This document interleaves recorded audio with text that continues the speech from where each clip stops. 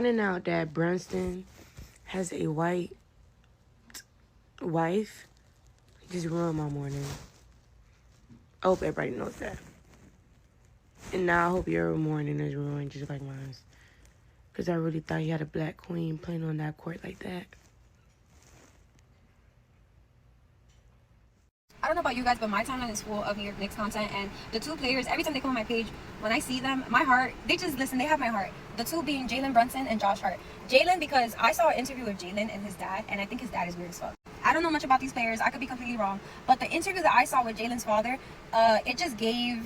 I feel like his dad is like jealous because apparently his dad also played for the Knicks and he played against the Spurs back in '99 and they lost. And now 26 years later, his son basically carried us and helped us win the championship. And this man would not give Jalen his flowers. Like, it was weird. Like, during the interview, he kept saying how, like, oh, he thinks this other player who has played in the past for the Knicks is like the best Knicks player. And it's like, shut the fuck up. Like, no one's asking you about this other player. We're talking about your son and how your son literally is the MVP right now. And you're worried about another man. Also, another thing that he said was, any trophies that he wins, they're all at my house. And the championship trophy is coming to my house too. And you could just tell, like, Jalen's body language, like, you could just tell he feels like he doesn't feel confident. He feels small. His head was down. And I just feel like that's not, people were saying like, oh, it's tough love in the comments. That's not tough love.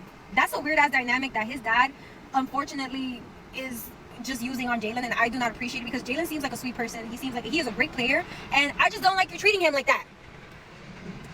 Anywho, Josh Hart, I saw an edit, and I'm pretty sure most of us saw this edit too, but basically it was an edit of when he used to play in the Lakers, and he'll give everyone high fives and nobody would high five him back. Sorry, I don't need to raise my voice. I'm just saying I don't like when people don't have sportsmanship, okay? And you can tell that Josh is like the clown of the team and he just wants to joke around, which we all need someone like that in the team. And they would just not appreciate it. Like, I also saw another clip where like somebody, like, he fell and like his teammates didn't even go to help him get up. Yuck. But now that he's with the Knicks, like, you could just tell like the chemistry is there. They embrace him. They play back with him, and that just, it makes me so happy. But right now, my heart goes out to Jalen. I don't know. And then I saw another clip about Jalen, and there was this lady basically asking him like, why weren't you trying to hold the trophy or something like that? And he was like, how do you know about that? And you could just tell like that is a soft spot for him. It's because of his fuck ass dad. I said it. Jalen Brunson calls out backlash over interracial marriage. Why does Matt get praised for being in an interracial relationship, but I get shit on? Yeah. You get shit on? That's you mean because like he's the because guy I'm white. She's the girl? Is it because I'm white? I don't see race. I've personally been seeing a lot of comments on TikTok like, oh, why would Jalen Brunson marry a white woman? Why is she white? Yada, yada. It's so strange to me. They're high school sweethearts, first of all. They have such a strong relationship. And Allie Brunson is a physical therapist and she owns her own private practice. So shouldn't be hating there. But what do you guys think? All these women getting upset with Jalen Brunson's wife and talking shit about her because she's a white woman, y'all are some fucking weirdos. I completely understand the frustration within the black community of like feeling that black men, especially in the industry of sports industry, always choosing white women and having like a fetish for them. Understandable. But not all of them are like that. You cannot put that label on everyone. They have been high school sweethearts. They've been fucking together since they were kids. Bro, like, she's a doctor, she has her own shit. Like, you can't just put her down and be upset with her for that. That's crazy. It gets to a point. Again, it's understandable, but not with all of them. You can't just generalize every white woman who's with a black man in the fucking sports industry. She seems like a really sweet girl, and y'all are talking so much shit about her and putting all this hate towards them that is so unnecessary. Like, get over it. About this a little bit with Damian Lillard. Where they were like, you know, with his wife and him kind of being with a white girl and his ex-wife trying to make her take a DNA test because he left their marriage and basically said he was, you know, that's the reason why it wasn't irreconcilable differences. It was infidelity. Women can't take that L, right? And apparently you had this lady who was mad at Jalen Brunson because he has a white wife. Now, apparently there's a clip of him. His wife is a doctor, I heard. So it was a clip of him saying that, you know, one of the white guys he had on the podcast, why did he get praised for being with a black woman, but I get shitted on for being with a white woman? And I'm telling y'all, man, that's just the way they think. You know, black women, they'll sit there and they'll see a black woman with a white guy and nobody bats an eye, even if the white guy don't like her or nothing like that. They will praise it. They still will praise it. Yes, they see it as hypergamy. They see it as an upgrade. Even the most pros black women you seen, I done talked to women who came from dashiki wearing families and they've dabbled with white men. They see it as hypergamous. You know, and that's just the way women think. They don't, like I said, how they say, well, there's no good men. There's no good men. Yes, the guys that they are attracted to are no good, right? Therefore, only the guys they are attracted to, even if they got a friends group and there's 3 really good guys in their friends group, they don't count them as good men because they don't see them as options. It's the same way when you start talking about this. When they see they homegirls with white dudes or a black other one with white dudes, they see it as hypergamous. Just like Kamala Harris, even though she tricked them, and this lets you know that black people can be tricked a lot, especially women, where she was supposed to be a black woman, she wasn't. She wasn't, and she was with a white guy, and nobody batted an eye. You didn't hear people speaking about it or speaking bad about it. It wasn't non-negotiable. And if Obama was up there with a white woman, he would have never been a candidate. They would have never let him get out the starting blocks. That's just the way they operate. That they don't see nothing wrong with it. And apparently it bothers Jalen Brunson, and he shouldn't let it bother him. He been with that girl since high school. You know, oh man, you know, you a sellout, but the black women who date white men ain't sellouts. The thing about it is, when a white woman or a non-black woman get with a black guy, she under his leadership. When these women get with these brats, they under their leadership. And even with Ashley Janae, where people starting to believe that the white guy didn't do it, regardless, if that was a black dude that do it, it would have been petitions to lock him up and throw away the key. They didn't call for this dude to go to jail. They didn't try to cancel that white dude. Go look at some of the some of the more popular YouTube channels. It's Keisha's with Brads. And what's so funny is the Brad don't be liking her, don't be showing no interest in her or nothing. But the minute a black man do something with a black woman, or he don't really look, he really ain't affectionate like that, or he don't like her like that, she being a pygmy. But it ain't never these women, these divestors are on the internet, you know, ghetto gaggers. A lot of these hoes be porn stars, ghetto gaggers, Instagram models, bottom of the barrel. But when they be on talking about how they be begging for Brad or they be feeding for Brad, none of these pro-black Keishas or these other Keishas or these other black women, they never call them pygmies. So I don't care about what they got to say, bro. They loud on the internet, but quiet in real life. Y'all live too much on the internet. Oh, I ain't gonna root for him. Who cares? You're not buying a Jalen Brunson jersey. You don't have enough money to buy a New York Knicks a basketball ticket. Like, who cares about somebody that's not a non-consumer, that's really not interested in it? Dr. Umar, y'all follow him. He got all these different baby mamas, and he ain't married to not one of y'all black women. But it don't matter. It don't matter. That's the number one thing about pandering, you know, to the black women in the community. One thing that can make you coon-proof if you put a black woman on your arm.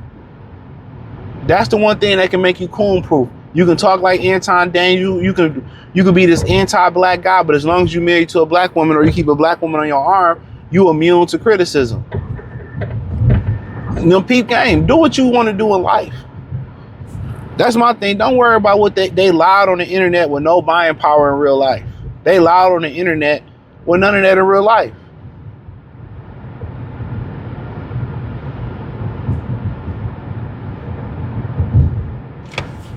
That's what I say. Y'all be letting shit like that bother y'all.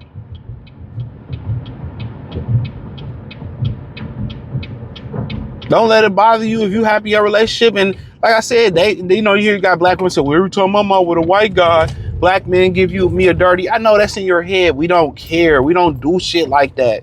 When we out in public, we don't have time to be worried about who you got on your arm. When we out in public, we got time. We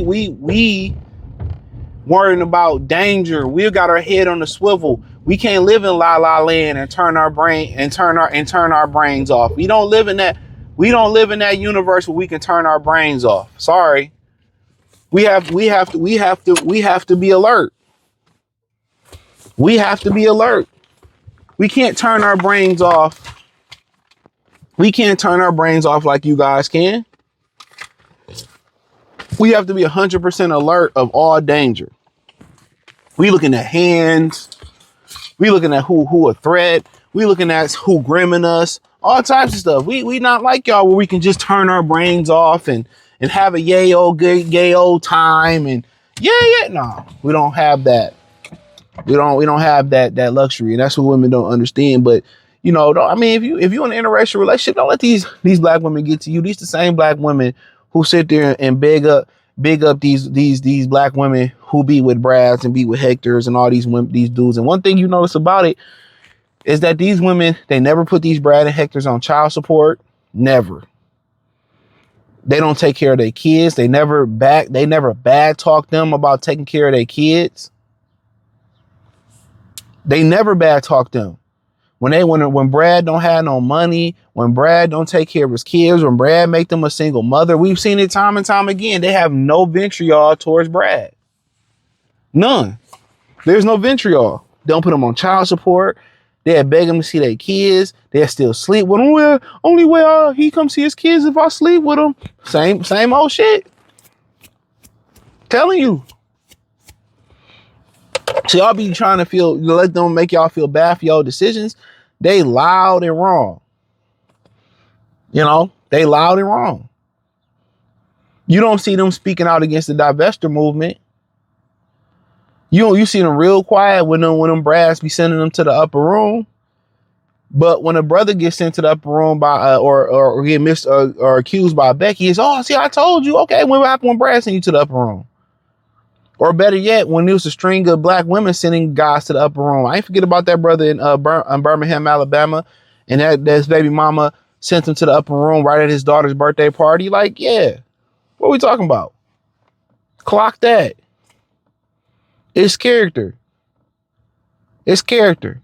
It is more natural for people to want to date people within their proximity. His dad was in the league, so he was in spaces that you can't get. Proximity is key. Proximity shapes, for men and women, it shapes the taste that you want, in the opposite sex. That's just all it is. That's why a lot of Keishas who grew up in the hood, they tastes for drug dealers, hood niggas. Even you see a lot of fucking federal snow bunnies and meth bunnies or just regular black women. They grew up watching 106 and Park. They grew up in rap. Now they got a fetish for black guys through the TV. That's proximity still through the tube. If Jalen Brunson, a lot of these brothers grew up in a white community, and that's who they grew up playing with, they gonna have white friends. You think they gonna have white girlfriends like Bronny James? It's proximity. Most likely you come to Detroit, most of the brothers is gonna be with black women. It's a black city. You go to DC, you go to Atlanta, you go to New York and Philly, it's gonna be a little bit more mixed up. You go to the Bay, it's gonna be a little bit more mixed up. Proximity. Instead of trying to shame everybody and don't know people's story, it's proximity. Sometimes it's character. How about, he married the woman that fit him and fit his moral values and his character. Ain't nothing wrong with that. Jay-Z is with Beyonce. Y'all still call him a sellout and a coon for what he did to Kaepernick, and now he partnering with Target. Instead of looking at somebody's character, you always want to look about who on their arm or whatever. Them days is over with. Because y'all sit here and promote and y'all big up and y'all praise black women being with white men. And we don't have an issue with it. Go with what would make you happy. You know what I'm saying? Go with what would make you happy. But in general, black women have a lot more to worry about than where black men did going. They need to get it together from, just being real. And just like the brothers and everybody else need to get it together. But I hit the link in the description, join the Patreon. Peace.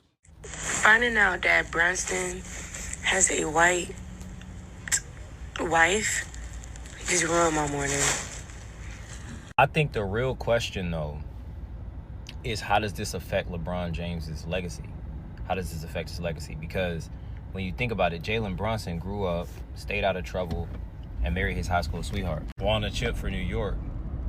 And he still has to answer these questions, not LeBron.